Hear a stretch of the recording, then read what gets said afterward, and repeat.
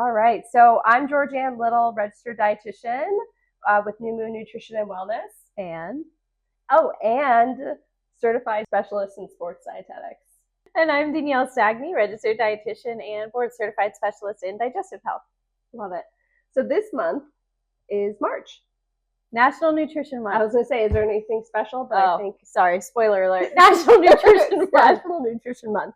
So we decided that we are going to do a cooking demo to highlight one of our recipes that help us to kind of just get, go with the theme, which this year it is the power of nutrition, which sounds mighty, but nutrition is powerful. Yeah. So something that we're looking to do today is create a balanced quinoa bowl.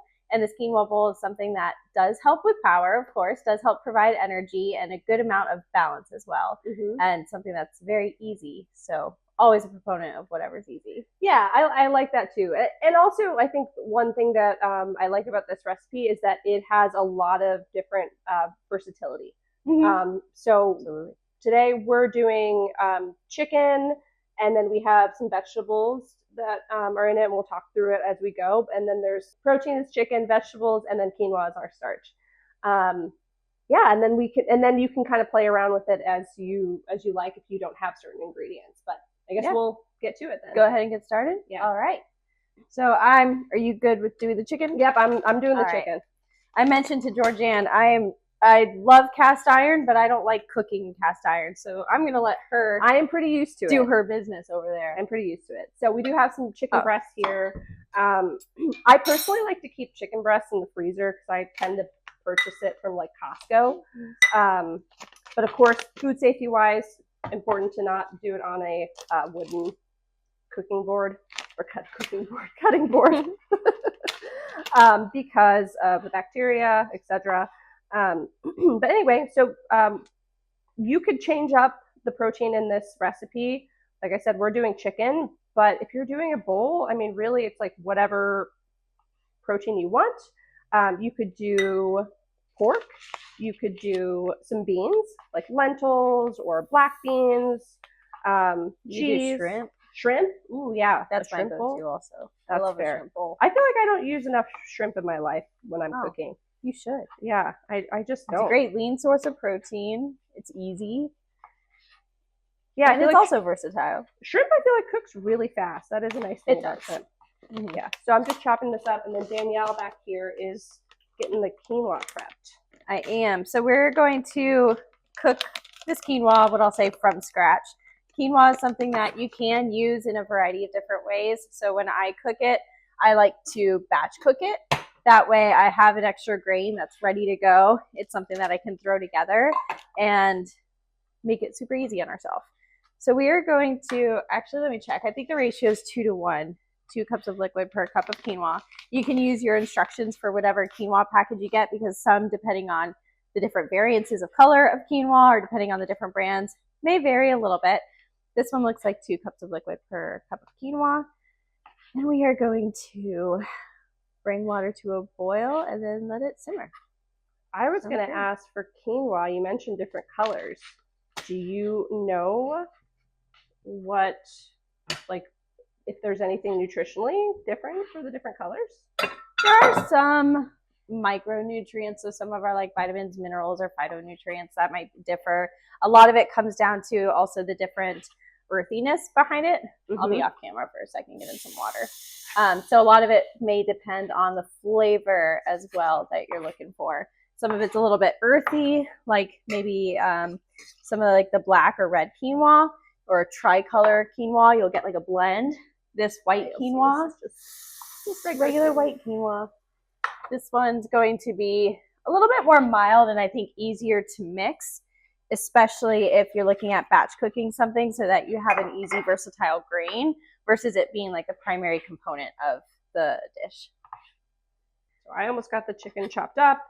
And of course there's different ways to cook chicken, but I'm just going to do it on the skillet. I like to do it like this personally, just because it makes it go, it cooks faster when you chop it up. One thing that I always like to make sure that I have, let me wash my hands actually first real quick before I do anything else. But I like to have I like to make sure to have a thermometer in my kitchen, especially when I'm cooking meat, especially something like chicken, because it can dry out rather quickly. That's right? a smart idea. I always forget. I use a meat thermometer when I need to, but for chicken, you're right. It has that very delicate boundary of when it gets dry versus when it's temped and cooked and ready to go. And that I just feel like having the thermometer. So I have mine here. It's like always on my stove. So we'll get it going, and I feel like you just kind of check, and once they're all all of them are at 155. I mean, you don't have to check every last one. Kind of like what I do is like look at some of the bigger pieces, right? And make sure that they're all kind of like browning. And if the bigger chunks are temping at 165, then we're good to go.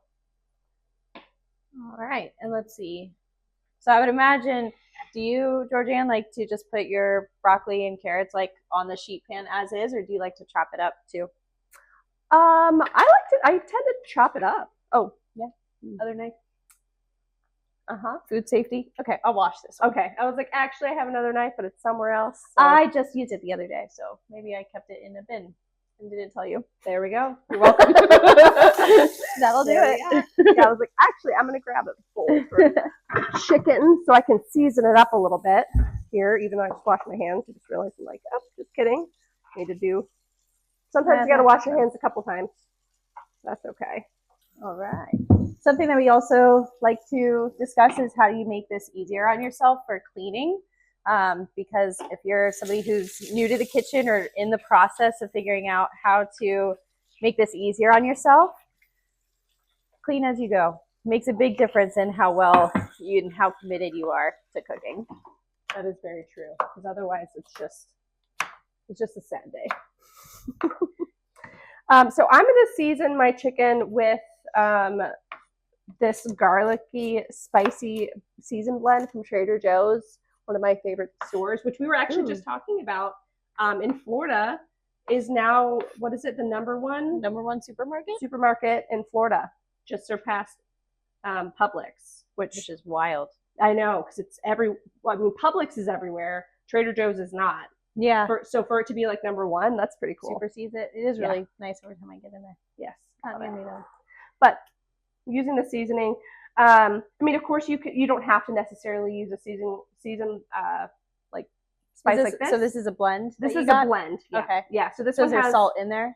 Yes, it already has. So it's minced garlic, sea salt flakes, parsley, red bell pepper, red chili pepper, and safflower oil. Sounds yummy. Yeah, it's delicious. I love it. I honestly I'll put it on things like when I already have something made. It's just like the flavor is really good. Nice. Yeah. But of course you can cook with it. You can put it on afterwards if you want a little bit more of the flavor. Yeah, of course. But it already has some salt in it, so we don't necessarily need to salt this up. And do you like your onions more in strips or like kind of chopped up within them? I like them chopped up. Personally. Chopped up? Okay. Yeah. It was on auto drive to chop them up, so that works out. I feel like, it depends, right? If I'm having like a taco or something like that, then I'm more often likely to have them, in strips. Yeah. Yeah, so mix this up. I put some olive oil already on the pan. So of course, again, like this is a pretty balanced meal. So of course we want to make sure that we're having some fat too in there. So that's what I love about this one. Quick, pretty simple, but delicious. And then you can put different toppings on it if you'd like to. What toppings? So again, we got onions, we got carrots, we got broccoli. There's lots of flavor. We got the chicken, and we got the quinoa.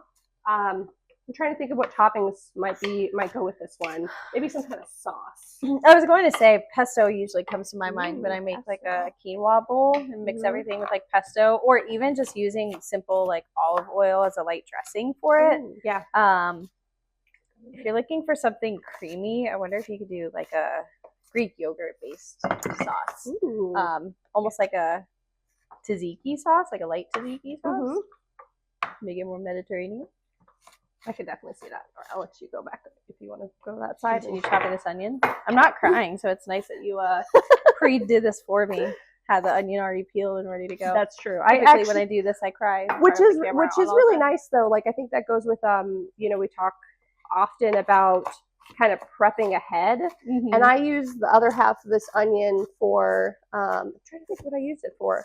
Oh, when I was making sauce. like spaghetti sauce, exactly. Yeah, so I had it and it was sitting out, and so that could be like a good strategy if you struggle with you know, the onions, which I know I do too for sure. I really do, yeah. Although earlier, now I'm thinking about it, I don't recall you struggling at all. I was impressed. I thought about it in my head. Wow, because I usually do. Okay, so I'm getting this chicken cooked here. And water hasn't quite started boiling yet. Once we let the water boil and come to a vigorous boil with the quinoa in it, we'll let it simmer down for like 15 minutes. Something else that we'll mention when it comes to the prep part, again, we talked about batch cooking some of the quinoa so you have an easy grain that's ready to go. You can also batch chop ingredients if that makes it easy. So for example, we bought pre-bagged broccoli florets, something that just kind of makes it easy to throw together. If you bought a whole head of broccoli and you know you like to snack on broccoli or you use it in your recipes within 1 to 2 days, it's a great opportunity to go ahead, chop, do some of the work, and that way it's grab and go throughout the week. Makes it a lot easier on yourself.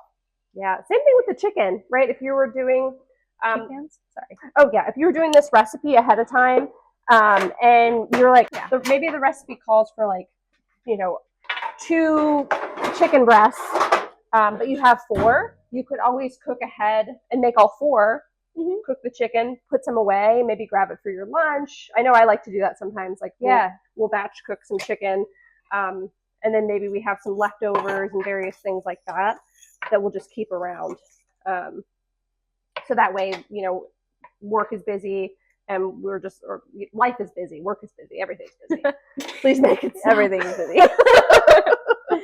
And then we can just kind of grab things out of the fridge, and it makes life so much easier. All right. I'm checking to see if this wants it covered. Yep, simmer and covered. Okay. So this will be about 15 minutes that this boils. You can, of course, check and see if it's to the tenderness that you like around 15 minutes or even a little bit before. It's important to know your equipment because some stovetops might be hotter than others.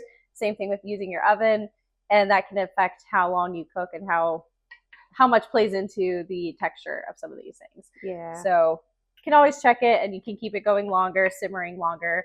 You also have, I don't have one, an Instapot or... I have an Instapot. That's true. Well, we like to make things more showy anyway. Yeah, that's fair. But that is nice because they have certain settings. I will often make my rice in the Instapot because then you can literally just press the rice button and then it is made and it is wonderful and you don't have to worry about it. Yeah. I'm setting a timer. Speaking of not forgetting, setting a timer to check in about 12 minutes. Perfect. All right. And your foil? Oh, sure.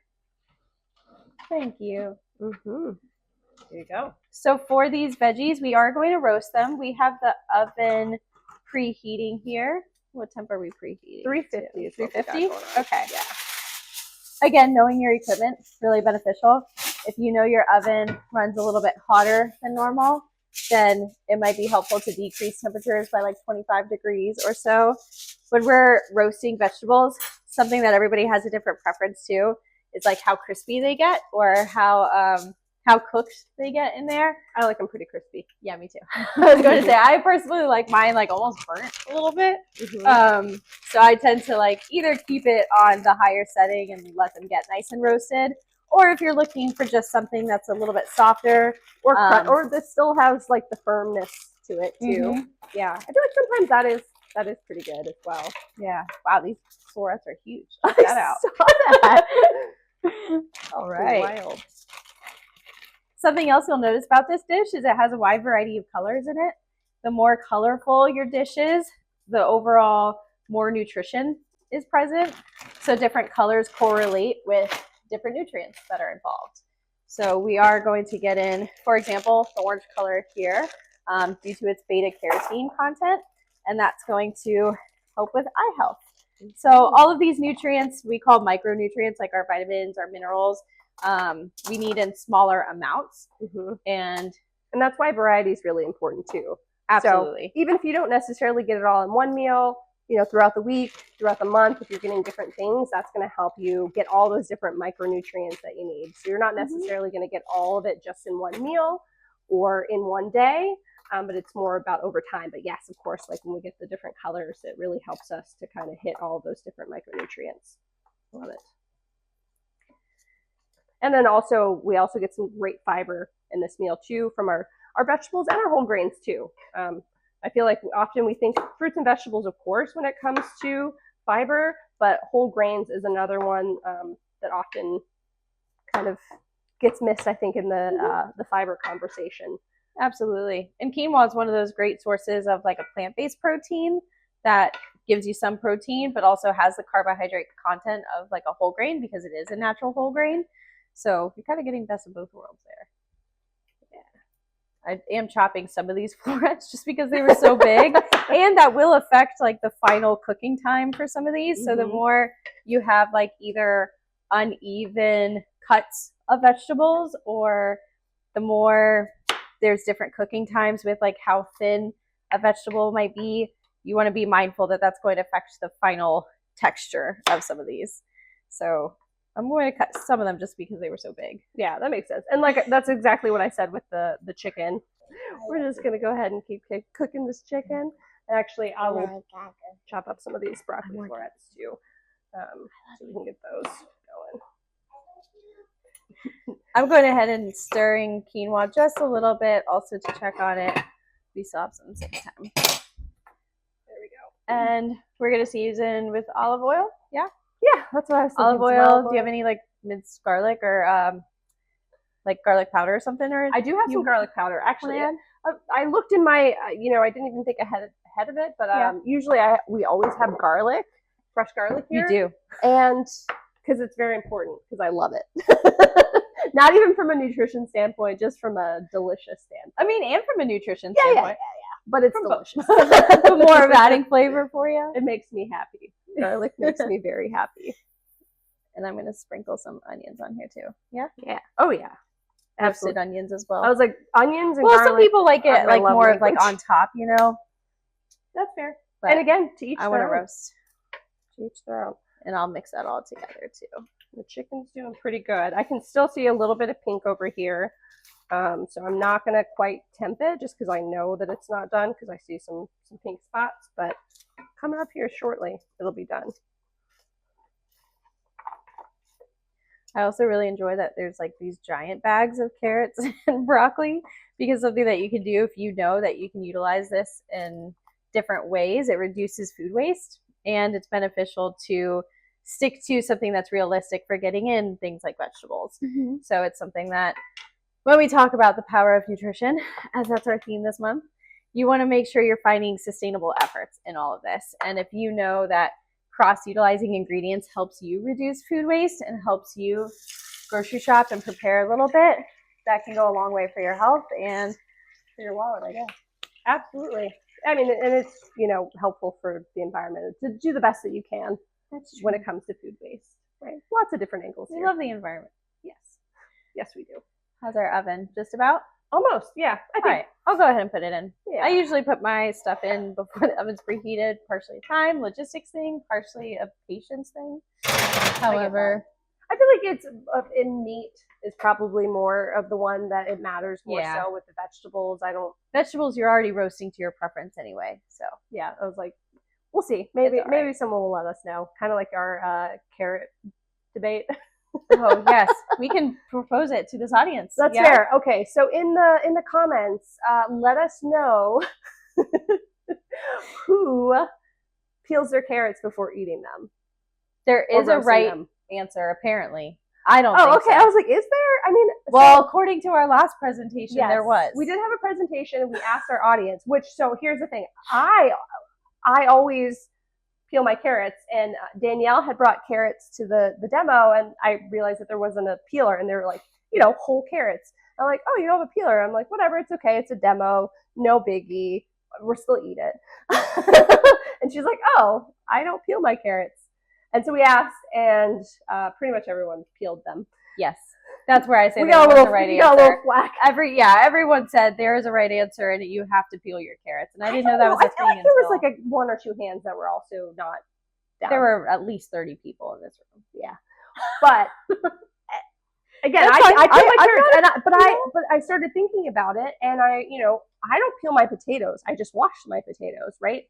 And don't peel you my know, own. there's extra fiber in there, and Mhm. so I was just like, actually, I can see maybe why you wouldn't. There are different nutrients involved, you Yeah. know, when you peel away the skin. However, That'll be interesting. That's gonna be. We should put that on an Instagram poll or something too. Yes. Do Ooh, you peel your carrots? that is a good one. I would like to Yes. see Depends. what responses we get. Okay. Now, I think when we post this, I think that's going to be a survey that goes up for sure because I'm curious to see. I don't think there's a wrong or right. I know what I've done, but I'm not here to to judge you. I don't think there's a wrong or right either. Yeah. All right. So I got my thermometer. Go Oh. ahead. Check out one of these bad boys and see what's going on here. We're at, this is one of the thicker pieces, we're at 125. So the temperature that we're looking for safety is going to be 160. So I'm imagining maybe one of the smaller pieces a bit higher. Yep, this one's at 140, 150. Do you try to pull it when it's 160 and then it gets to 165, or I tend to go for 165. Oh, Okay. This guy's 170. Oh, nope. Maybe it was sticking through.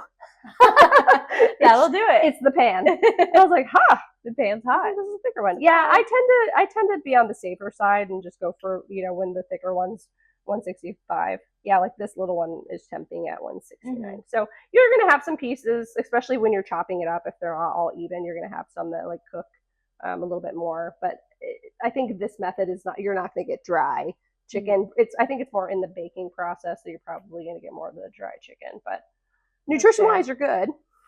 Taste wise, I think it's fine. Which matters, because if you realize you're doing something and you don't like what you're doing, you're less likely to do it. Then you're more likely to say, okay, screw it, I'm going to get a takeout, or you're not going to enjoy the food and be satisfied. So you might eat, and then you might be looking for that satisfaction after you eat, even though physiologically you're full. So there's a lot of factors that go into food satisfaction and what you enjoy and how you cook it. Yeah, that's definitely really important, right? Because if you're like, I don't like boring chicken breast, that's fine. I personally like it. I feel like sometimes I have like I want more of like a plain meal. Well, it can depend too on like, is there something that's taking up like the bulk of flavor, or like this is the foundation of the flavor versus am I mixing and matching different ingredients that I found in my kitchen? For example, for mixing and matching, like I batch cooked quinoa. I don't necessarily want one of the tricolor quinoas because I want it to be more versatile. Maybe I want a more mild flavor. Or same thing with chicken. Maybe we don't like put taco seasoning on it if we know we're not going to have chicken tacos every day. Or that's not the mood. Yeah, the mood you're in. Yeah, you could keep it. You, like I mentioned before with this seasoning, you could put it on later, like and that would be fine too. If you're like, okay, like I'm just going to cook some plain chicken and then add seasoning as I go and create my different bowls. Absolutely. Getting that ready. I think we have about 56 seconds. Ooh. I did set it for 12 minutes, but I can see that the water's very getting low there. Yeah. So I'll probably give it a few more minutes, but plus vegetables are roasted. I didn't put a timer on vegetables. We'll just wing that. Yeah. We can have it a couple minutes. Yeah. It's like whenever this is also already. It's up to your preference too. I think for our recipe card, we had said roast until tender about 15 minutes. So that can depend on, again, your preference with how tender you want it or how crispy you want it. Yeah, I feel like that's kind of how I tend to read recipe cards. It's more of a suggestion versus, here's exactly what you need to do. Yeah. However, if you need a recipe card, that's okay. Yeah, I was like, some people, when it comes to cooking, they need the exact. So that's how it's going to be. It's going to probably be tender, not super crispy. If you want it crispier, you're probably looking at like maybe 20, 25 minutes. Absolutely. Or, again, that's also going to depend on how you're chopping it and things like that. Like, is it going to be smaller? Is it going to be bigger? How hot are you putting the oven? We have this one at 350. So again, it just kind of depends. I would also say too, if you're newer to being in the kitchen and you're following recipes to a T, go ahead and write down some notes while you're at it. If you're wanting to know, okay, I wanted this longer, or this is what I had a question on, it's really helpful to know and look back at what you were thinking at that time to remember, oh, I tried that recipe, I liked it, or I liked it, but my quinoa was a little bit soggy, or it stuck to the pan too much. And then that way you can slowly problem solve. So cooking gets easier over time. And the more that you're in the kitchen, the more that you're doing it and practicing, it becomes a lot easier and more sustainable for you too. You feel more confident in what your abilities are, and then you'll kind of get a flow for what it feels like. Or maybe you just always eat a recipe, and that's also okay. That is perfectly fine. To say, sometimes I don't need a recipe, but I also cook like the same things, 5 things. Oh yeah, that's fair. That is fair. But this one is a pretty good, like, versatile, like, you can have all the time. All right, we're looking good over here. Yeah, and again, another thing that you could swap out the quinoa for would be like brown rice or white rice if that's what you're in the mood for too. Because the recommendations are to make half of your grains whole. But that doesn't mean that all of them have to be. If you're like, I prefer white rice, then have white rice. But then when you're having, your bread, maybe you're trying to have whole grain bread. It's about trying to find some balance for yourself. And like we mentioned with the fiber content, that's going to vary per grain that you choose, whether it's whole grain or whether it's a refined grain. But the difference of, like you mentioned, white rice or brown rice, it's also important to note some of these options have somewhat minimal differences. Yes. So white rice versus brown rice, like if you're comparing like a cup equivalent of both, you might get an extra gram or two of fiber. Yeah. And if I'm trying to increase fiber, but that gram or two feels insignificant compared to me adding vegetables to my diet or adding fruits to my diet. Let me add an avocado. Let me add, exactly, some chia seeds. Yes. There's always room to add in fiber. So it's something that you can explore with what feels right to you. So it doesn't have to feel like, you know what, I know brown rice is healthier for me, but we just hear it. We don't know why. And we can raise that awareness to what taste preferences you have. So again, you're more likely to feel satisfied by these foods. And that also impacts what you end up eating later on. So again, if you choose brown rice and you feel like you do brown rice, chicken, and broccoli, which I feel like is a standard healthy meal that we hear all the time. You get pushed to like, this is what health is. And it's like, no, like you can be healthy and not have. Yeah, I mean, for example, we have broccoli and chicken and quinoa. It's very similar to that dish. However, it's the way you season it. Yeah, it doesn't have to be said chicken, broccoli, and brown rice. It can be something like, you know what, today maybe I had oatmeal, maybe I had popcorn, and I'm looking forward to just both natural whole grains. Maybe I just want some white rice. That's okay too. Yeah, I really I think you mentioned too, like more of an add-in approach of like, oh, how could I, this is what I'm having, but if I want to make it a little bit more, like boost up my, my vitamins and minerals and fiber, what can I add in versus take away? Like don't take things away. Yeah, please enjoy the foods that you enjoy. Because then you have the potential for making food feel rigid and not enjoyable. And we talk about the power of nutrition. I think it's not just like fueling or vitamins and minerals, but it's also like it's powerful in terms of like being able to connect with people and celebrate and do those things. So it's powerful in other ways outside of just the vitamins and minerals and the fiber. Absolutely. Makes me think about when it comes to prepping, the more you can get the family involved and the more that it can be like an experience rather than like a chore that you're doing, which sometimes, yes, it's going to be a chore no matter what you do. Sometimes it can also be an experience of like, you know what, let's get the family involved, like our kids involved. Can they help with safe, age appropriate tasks in the kitchen? Can somebody do the prepping and cleanup versus somebody actually doing the cooking?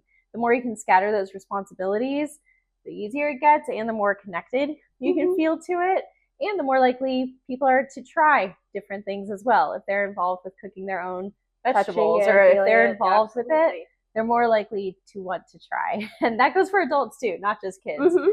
Even for my adults who are like, I don't like vegetables. the more that they get in the kitchen and try kind of different experience ones. it.